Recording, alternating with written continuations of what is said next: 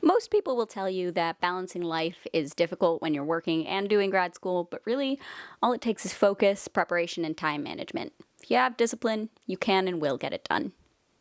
Now that I have the attention of the perfectionists and overachievers, hey, how are you doing? Are you okay? Do you need a hug? Me too. I'm really glad you're here, because the thing is, I'm in the same boat as you. I'm about to finish my first year in my grad program, and honestly, there was a huge learning curve getting into this program and not one I expected to encounter. I mean, look, I loved college. I love learning in general, and I felt like I might as well commit to doing a program where I could get credit for learning at the end of the day. I thought, well, I loved it, and I feel like I have the bandwidth, so I'll obviously have a neat little handle on the whole grad school full-time job thing. Surprise! It did not turn out nearly as cleanly as I'd hoped. It's hard. Grad school is hard. You have to work and think and plan and prep, and then on top of that, you simply cannot give all of yourself to this schoolwork because, hey, surprise, you're working on top of that, and you have to maintain your health, your apartment, your social life, and it becomes even harder. It becomes what feels like impossibly hard. I don't know, maybe it is. It would be so much better in a lot of ways if we didn't have to work and do grad school, but hey, we live in a society and it's not a great one all the time. We're here now, we're committed to this process, and if I know anything about myself and what I assume is my target audience, we're all overcommitted, overstressed perfectionists, and we are not backing out of this anytime soon. What I hope you take out of this video is not a perfect solution to an impossible problem, because to be honest, I don't have one to give, but I hope you can get a couple of methods to make this a much more manageable existence, and maybe even an enjoyable one. Which is all to lead pretty directly into my first point.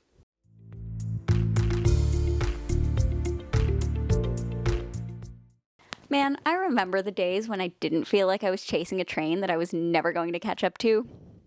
That was nice. It's over now.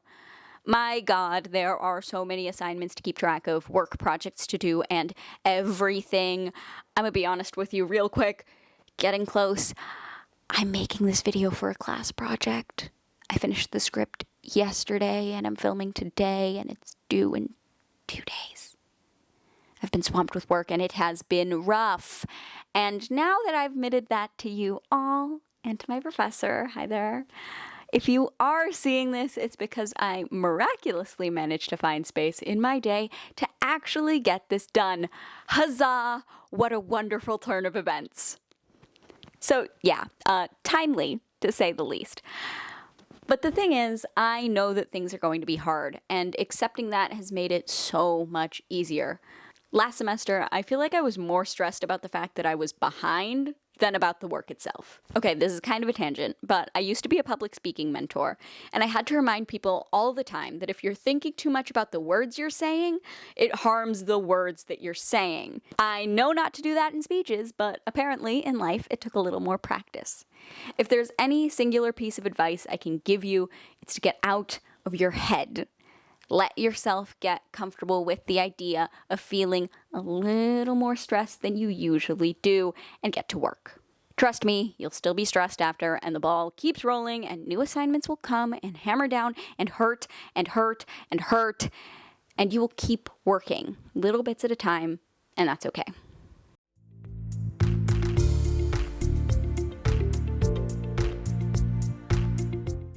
Okay, I know. At this point, I sound ridiculously repetitive. But again, there is a lot to do. You work 8+ hours a day, then go home, have class, do homework, and then do it again, and again, and again, and again. Sure, you only get paid for the 8 hours of work that you do, but let's be real.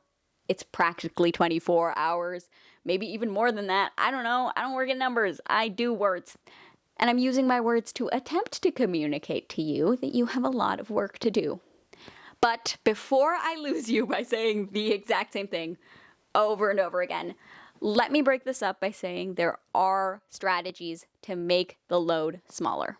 I think a lot of things kind of stack over time, you know? Let me draw you a diagram real quick. Okay. Whiteboard, gathered. You're not allowed to judge me for the drawings, by the way. I am, again, doing this 2 days before the assignment's due. I don't know how to draw this as good as you're gonna get. I need to clip this on myself. We're gonna clip it.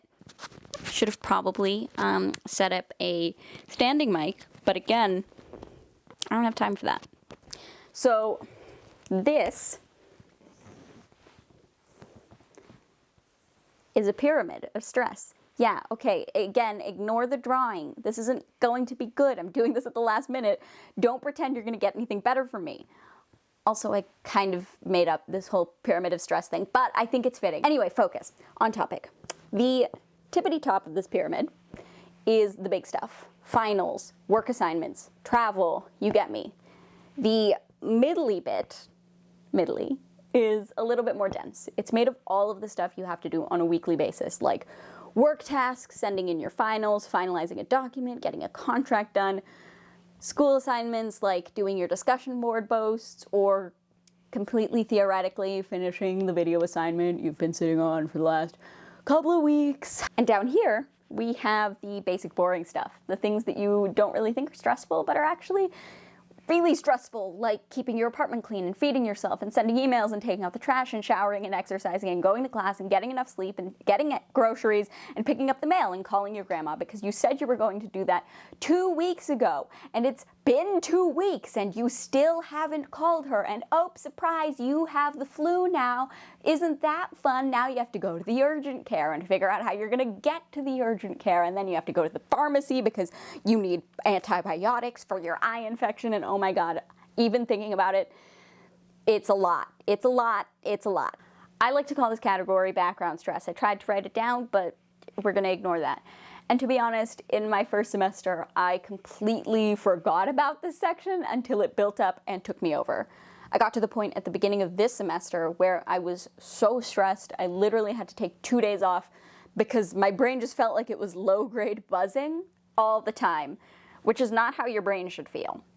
And that was at the beginning of the semester, before all of this started developing.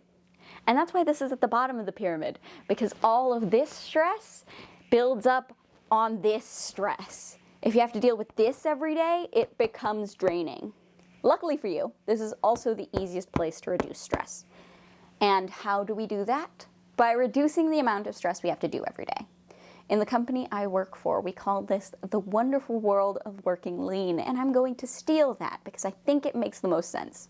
All it means is standardizing the process, so it's less of one huge growing glob of every single object in your way and more one well-behaved glob of every single stressful activity that you have to do in a day, or maybe a week, or maybe 2 weeks. I promise I'm gonna call you Grandma. One example of how I do this is by scheduling my day in a way that doesn't feel like more stress. I found a lot of success in habit stacking and keeping things as tidy as possible without having to think about it as much. I got out of bed, so I have to make my bed. I made a meal, so I have to rinse the dish. It's a little annoying. There are times when I really don't want to do them. I just want to leave things messy, but I know they'll stack too. And when things eventually fall a bit, I have Sunday set aside as my chore day. I do my laundry, run my dishwasher, get things tidy. And it's easy. I feel like I have so much less to think about all the time because I know if I don't think about it now, it's going to be thought about on Sunday. I also try to lessen the amount of choices I have to deal with on a daily basis because honestly, for me, choice gets a little overwhelming. I tried to think about the things that feel more like stress than fun, like cooking, for example. I love it, but I don't really care about food. So I eat the same 3 meals every day. I set myself a bedtime and a wake-up time, and I keep to that as much as possible so I don't have to think about it. And again, anything extra gets pushed to Sunday because now it's my extra chore, and I'll work through it on my chore day. I'm not saying that you have to do the exact same things that I've done at all. Honestly, it's probably better if you don't. It's probably better if you find a way that works for you, because I know I've tried scheduling and I've tried the Pomodoro method and all of that, and it just never clicked with me until I was like, okay, this is the simplest way that I can deal with all of my little stresses. And it clicked. I'm also not saying that you have to be militant with yourself. In fact, being militant with yourself probably makes it worse, but structure will help take apart the stress. Speaking of being militant with yourself, though, let me talk more about point 3.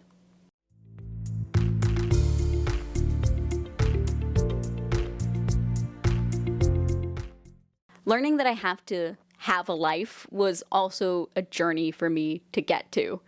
I'm the kind of person who wants to work 24/7. I want to be focused on school or work or something because honestly, I haven't found out how to value myself without being productive. Yeah, I'm working on it. But I realized over December that I am literally about to turn 24. I'm living in a really cool town with some really cool people in the prime of my life, and I've done basically nothing. Why am I going to keep doing nothing with that? I'm telling you, you have to explore, adventure, go to the movies with your friends, eat dinner at that cool new place, go to a book club, pick up a new sport, try something. You can't just work yourself into a grave. You probably got into this program because you thought it would give you a better life. And yeah, it might. But why are you not living that life now? Personally, keeping that in the back of my mind has really allowed me to understand where my priorities are.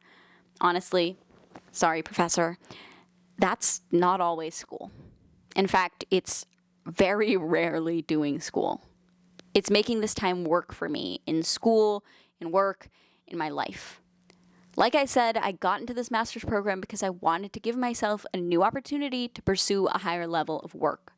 That doesn't mean I have to give up everything else. And honestly, I'm not doing as good of work as I was when school was my #1 priority. Maybe I have to ask for more help or rush more assignments. But I feel like I can be a person, and that's something. So here we are at the end of this video.